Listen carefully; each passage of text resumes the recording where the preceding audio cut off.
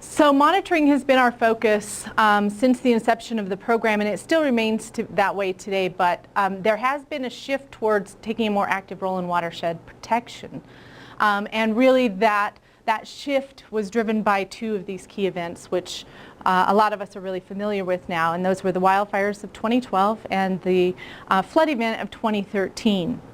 I'm going to spend the most of the time talking about the wildfire because the floods were actually they didn't impact the water quality in the canyon to a great extent. And the upper canyon actually probably benefited from having those floods as opposed to some of the downstream areas on the Poudre and other communities. So I'm going to talk mostly about impacts of the wildfires.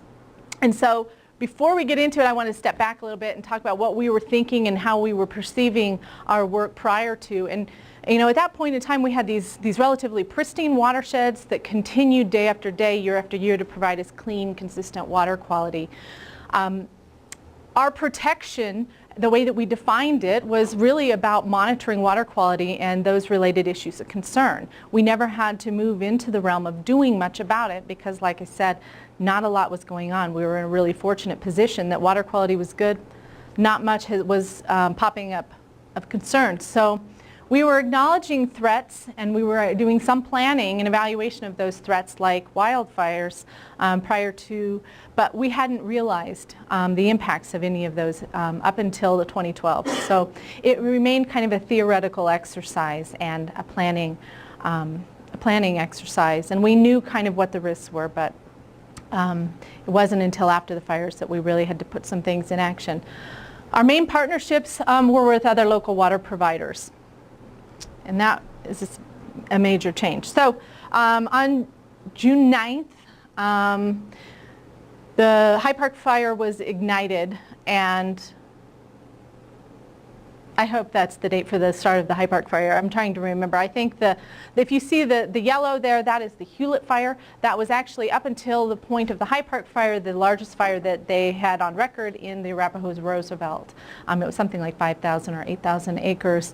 And then the High Park fire came along, burned 87,000 acres, so dwarfed the Hewlett fire. But we did see impacts from both fires, and from a water quality impact standpoint, we consider the entire area kind of one event because there was not a lot of difference in the effects that we were seeing.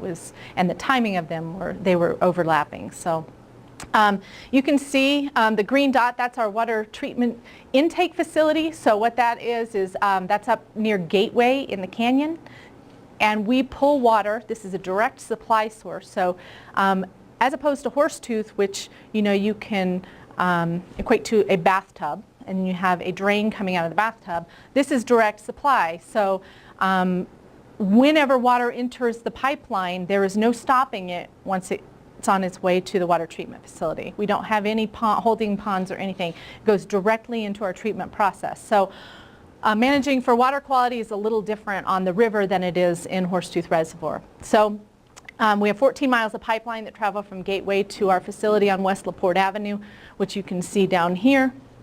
So it travels this way. You can also see Greeley Bellevue Water Treatment Plant and the Tri-Districts. They also take water from this area. And the burn area drains, our intake is directly within and downstream of a lot of the burned areas. So there was no escaping some of the impacts of the fire. Excuse me. I'll highlight the pink dots. Those are our water quality monitoring sites, and we were in a really fortunate position that someone had initiated this baseline monitoring in the watershed, because now we have a data record. And as I've gone around the country and talking to other utilities after the fire, that is not something that everyone has. And what it did is it enabled us to say, we know how things have changed, and we can now therefore track recovery as we go forward. So it was a really good thing to have in place, was this baseline monitoring data from all these sites across the watershed. We even have, essentially control sites, burn sites downstream. It was really, really nice. Some images of the High Park fire. We might all be familiar with this, but just to kind of refresh our minds of the change in the landscape that actually did occur within the burned area was pretty dramatic. And the water quality impacts of that were also very dramatic. We went from, as a water utility, we went from thinking about water quality for our needs and maybe our partners' utilities' needs to all of a sudden things got really complicated. There were a lot of players. There were a lot of people who had other values that were being threatened, who were suddenly at the table asking to participate in discussions and being generally involved in presenting issues. So we were talking about impacts to aquatic resources, public safety, private property, roadway infrastructure. And then in the center, that's, I don't know if you can see that clearly, but that's an image of what the water quality looked like at certain periods after the fire when we'd have rainstorm events. So we were dealing with some serious impairment in quality. So kind of in summary of what came out of this for the water utility is that we started to recognize that the real physical and inventory those physical changes in the landscape. But the big shift that I, looking back, put a lot of attention on now is the fact that as a utility, we really developed a new understanding and the relationship to our watershed.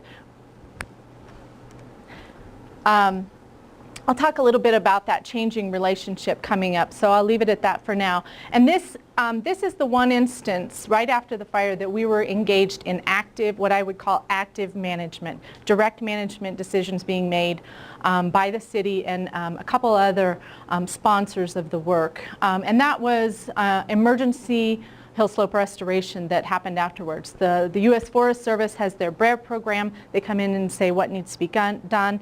They give recommendations for treatment, and they do a lot of treatment on Forest Service lands. That leaves open all private lands, and so the NRCS fills that role. They work specifically on private lands, and through the EWP program, they need fiscal sponsors to front that money. It's a reimbursement program, so we need an agency that can front the money and then be reimbursed on behalf of the private landowner. So the City of Fort Collins, the City of Greeley, and Larimer County were the fiscal sponsors for that grant program. And as such, we were in a position of deciding what needed to be done and where. And we took most of our cues from the BEAR report. We did put some straw mulch down in the fall of 2012, kind of as this initial, we have to do something quickly. And we put it down in November, and this goes in the bucket of lessons learned. But at this elevation, we don't get a lot of snow cover, and it's really windy. So we went back in the spring, and a lot of the straw had blown away, and the seed with it. Where there was straw, it did what it was supposed to do, which is help promote reed growth, but it had moved around a lot. It wasn't very effective at a large scale at all, so we switched over to doing aerial shred mulching. And that is essentially taking wood shreds and dropping them from a helicopter. As you can imagine, it's much heavier than straw. And so what we were faced with is having to come up with a way to prioritize areas within these massive amount of land that needs to be treated. How do we prioritize? And so we developed kind of as a group a prioritization tool that we could look at the burned areas, and that's where we decided to target our efforts. And we decided with the assistance of foresters from the NRCS what our application rate should be. We went with a 70% coverage, which there's a tonnage per acre, and I can't remember that, but 70% coverage is what we went. The city was involved in the mulching and also in the field work, which entailed going out and making sure that the applications met the specifications. We also did some experimental work that hadn't been done before, but was fairly cost effective and quick, and addressed trying to provide some surface roughness in those drainages that were maybe second order drainages that were starting to pick up volume and velocity pretty quick and move a lot of material down into the main stems of the South Fork and the main stem of the river. And so what it looks like is we had hand sawyer crews hike up and down here and felled trees into these gulches. This you know, there was a lot of speculation, would it be successful or not, and in some cases it proved each way. We had some success, some not, and really the main limiting factor was the ability to get surface contact. Where there's good contact with the surface, it did its job by stopping and some of that sediment up higher in the drainage. Where it didn't, just flowed underneath or moved it out of the way. So we're continuing to work with others to monitor the effectiveness of that. I'm just curious, when did the seeding come into play in the process? The seeding, excuse me, the seeding was done the very first year that we applied straw mulch. That's the only seeding that took place through the EWP process. There was some native grass seeds that were spread with the straw mulch. After that, any seeding that took place was done on private land. To my knowledge. We didn't do any seeding after that. So that was kind of the emergency phase and what we were involved with. That wrapped up in 2014. We had a couple phases of it. You know, that's 2 years of work. It takes a long time to get some of that stuff done, even if we're considering that emergency response. Still took quite a bit of time to get all the agreements in place and stuff to do that work. So post-fire, here we are as a water utility, you know, how everything changed for us. We now kind of started viewing the watershed as something we needed to pay attention to. It's not just something we can take for granted as a fixed asset that's always going to be there. Now we have seen a really dramatic change and should be expecting more changes in the future. Monitoring remains important, and we're using that monitoring to help us understand kind of what is our new normal. Have we returned to pre-fire conditions, or are we going to rest at a new kind of you know, future condition? It brought about new collaborations specifically for watershed restoration, and that's the CPRW group that Jane Kovexis was here talking to you about. That's the primary one. And there's been a lot of great work done around that. I'm not going to talk much about the projects because I knew Jen was going to be talking to you. Focus mainly on slope restoration, hill slope restoration, and stream channel restoration. But I am going to talk a little bit about what that collaboration provided for the city.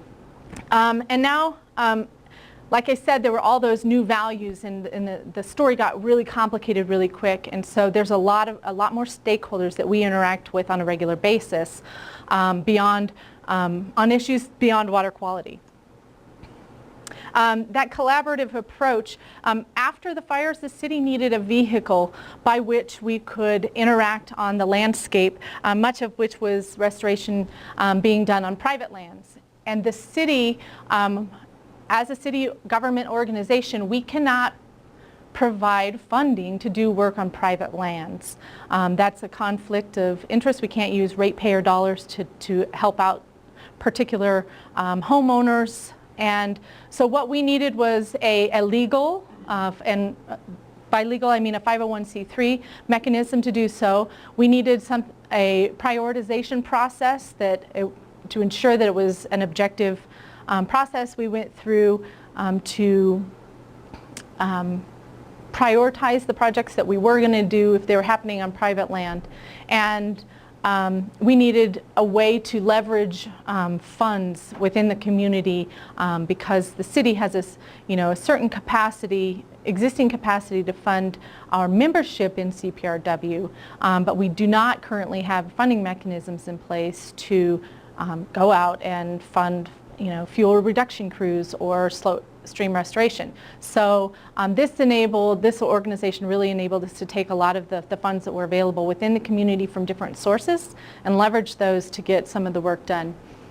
The focus is on restoration and resiliency, primarily post-fire restoration and future fire kind of proactive measures to reduce that risk.